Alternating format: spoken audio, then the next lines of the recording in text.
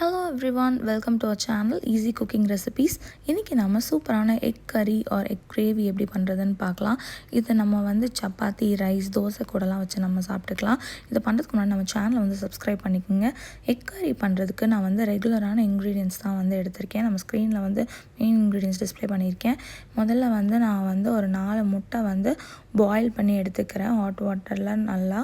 அப்புறம் வந்து ஒரு பாத்திரத்தில் கொஞ்சமாக ஆயில் ஊற்றிட்டு ஒரு ஸ்பூன் கடுகு, ஒரு ஸ்பூன் உளுத்தம்பருப்பு, அப்புறம் ஒரு ஸ்பூன் ஜீரகம் போட்டு நல்லா வந்து வதக்கி விட்டுக்கிறேன்.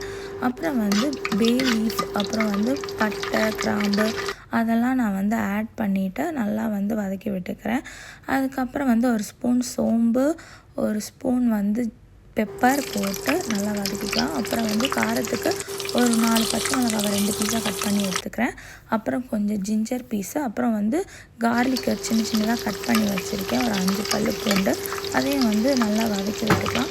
அப்புறம் ஒரு பெரிய சைஸில் வந்து 2 வெங்காயம் வந்து ஸ்மாலாக வந்து கட் பண்ணி ஆட் பண்ணிக்கிறேன். அப்புறம் அதுக்கு தேவையான அளவு உப்பு போட்டுக்கலாம், ஒரு 2 ஸ்பூன். அப்புறம் வந்து அதை நல்லா வந்து வதக்கி விட்டுக்கலாம். அப்புறம் வந்து ஒரு கையில் வந்து கருவேப்பிலை எடுத்து நான் வந்து அதை போட்டுக்கிறேன்.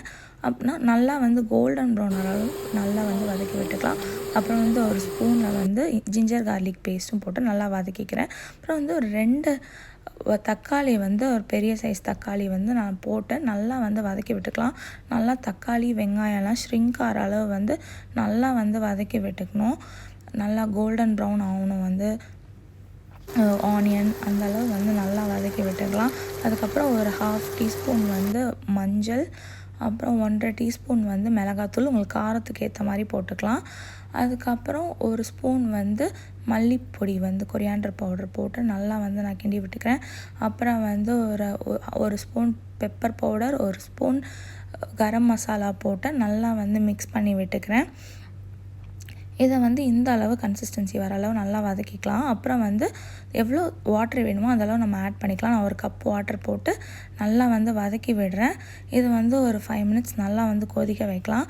அப்புறம் வந்து நான் பாயில் பண்ணி வச்சுருக்க எக்கை வந்து ஒரு 2 பீசஸாக கட் பண்ணிக்கிறேன். இல்லைனா நடுவில் ஒரு ஸ்லிட் மட்டும் போட்டு எடுத்துக்கலாம். ஒரு எக் பீஸஸாக வந்து நான் இந்த கிரேவியில் வந்து ஆட் பண்ணிக்கிறேன். ஆட் பண்ணிவிட்டு நம்ம வந்து ஒரு 5 மினிட்ஸ் வந்து நல்லா வந்து கொதிக்க விட்டுக்கலாம். இப்போ ஒன்று வந்து நான் ஆட் பண்ணிவிட்டேன். இதை வந்து நல்லா வந்து மிக்ஸ் பண்ணி விட்டுக்கலாம். மிக்ஸ் பண்ணிவிட்டு ஒரு 5 மினிட்ஸ் நம்ம விட்டோம்னா அவ்வளோதான், ஒரு சூப்பரான எக் கறி வந்து ரெடி ஆகிடும். இதை வந்து நம்ம சப்பாத்தியோட ரைஸோடலாம் வந்து வச்சு சாப்பிட்டுக்கலாம், தோசையோட. அவ்வளோதான், சூப்பரான எக் கறி ரெடி. இதை வந்து நம்ம கண்டிப்பாக வீட்டில் வந்து செஞ்சு பாருங்கள். செஞ்சு பார்த்துட்டு எப்படி வந்துச்சுன்னு கமெண்ட்டில் வந்து சொல்லுங்கள். அண்ட் நம்ம வீடியோ பிடிச்சிருந்தால் லைக் பண்ணுங்கள், உங்கள் ஃப்ரெண்ட்ஸோட ஷேர் பண்ணுங்கள். மறக்காமல் நம்ம சேனலை வந்து சப்ஸ்கிரைப் பண்ணுங்கள். தேங்க்யூ ஸோ மச் ஃபார் வாட்சிங்.